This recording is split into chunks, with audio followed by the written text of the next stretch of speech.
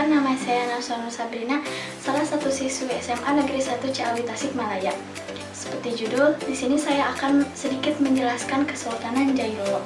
Mungkin sebagian kalian ada yang sudah mengetahuinya. Sebenarnya ada 8 kesultanan di Maluku, yaitu Kesultanan Tidore, Kesultanan Bacan, Kesultanan Ternate, Kesultanan Tanah Itu, Kesultanan Iha, Kesultanan Wai, Kesultanan Lolodo, dan Kesultanan Jailolo. Hanya saja saya akan menjelaskan salah satunya. Mari kita mulai. Kesultanan Jailolo. Kesultanan Jailolo diketahui sejak abad ke-16 terletak di Pulau Halmahera, Kabupaten Halmahera Barat, Provinsi Maluku Utara, seperti pada peta di samping ini. Kesultanan Jailolo secara utuh dari raja pertamanya, Kolano Darajati. Daftar silsilah Raja-Raja Jailolo tersebut terdiri dari 3 bagian. Kesultanan Jailolo adalah kesultanan yang tertua di negeri Jaziratul Mulkiyah Moluku Kiraha, dikenal dengan sebutan legendaris Gilolo. Berdasarkan catatan sejarah melalui naskah kuno tahun 1518,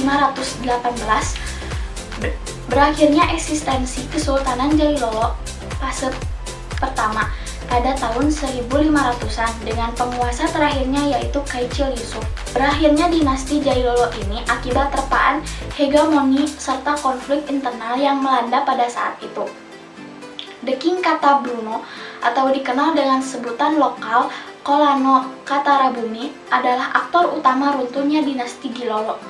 Pada masa itu, dengan ambisi dan haus kekuasaan serta mendapatkan dukungan penjajah Portugis, dia berhasil menggulingkan kekuasaan sah Kaisar Yusuf di usia senjanya, sekaligus berhasil membunuh atau meracuni Sultan muda Kesultanan Jailolo yaitu Kaicil Fairuj Alauddin. Maka di akhir hayat Sailillah, Kaicil Yusuf sang sultan harus terbuang di sepanjang wilayah kesultanannya sendiri untuk menghindari maut yang setiap saat membayanginya. Setelah pergolakan hebat yang terjadi di Kesultanan Jailolo, maka Sultan beserta Bani Sultana menyelamatkan diri meninggalkan Jailolo, berjalan mengelilingi sepanjang Pulau Halmahera dari ujung barat ke timur dan ke utara, beserta masyarakat dan hulu balang yang setia mendampingi perjalanan mereka. Dengan rentetan peristiwa tragis di atas menyebabkan keturunan Sultan Jailolo memilih untuk menutup diri sebagai masyarakat biasa demi berkelangsungan dan keselamatan kehidupan generasi selanjutnya, sehingga menjadi mitos untuk sebagian masyarakat asli Maluku Utara bahwa Kesultanan Sultan Jailolo seluruhnya sudah gaib. Setelah Katarabumi ditumbangkan, Kesultanan Jailolo memasuki fase kedua, yaitu fase penguasaan wilayah Jailolo secara bergantian oleh Kesultanan Ternate dan Kesultanan Tidore. Terhitung sejak tahun 1600-an mulailah ditempatkan para wakil sultan dari kedua kesultanan itu silih berganti mengisi kekosongan di wilayah Kesultanan Jailolo. Sampai pada akhir tahun 1800-an baru terjadi kevakuman total pada fase ketiga. Ternate berkeinginan untuk menghidupkan kembali pilar Kesultanan Jailolo.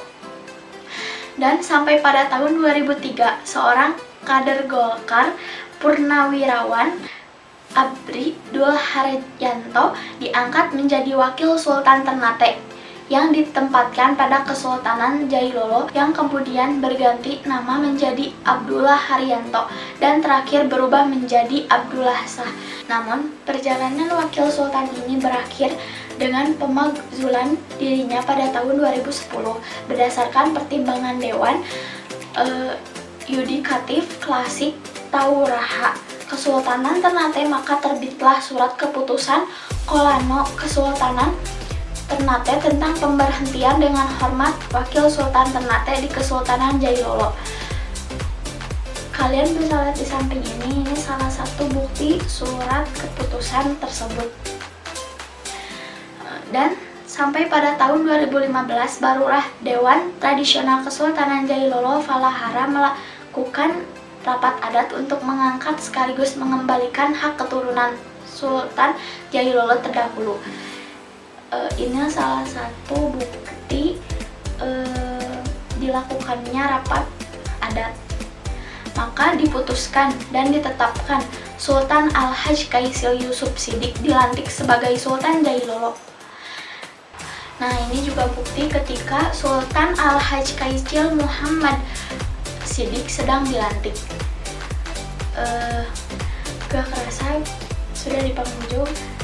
Sekian dulu video dari saya, semoga bermanfaat. Wassalamualaikum warahmatullahi wabarakatuh.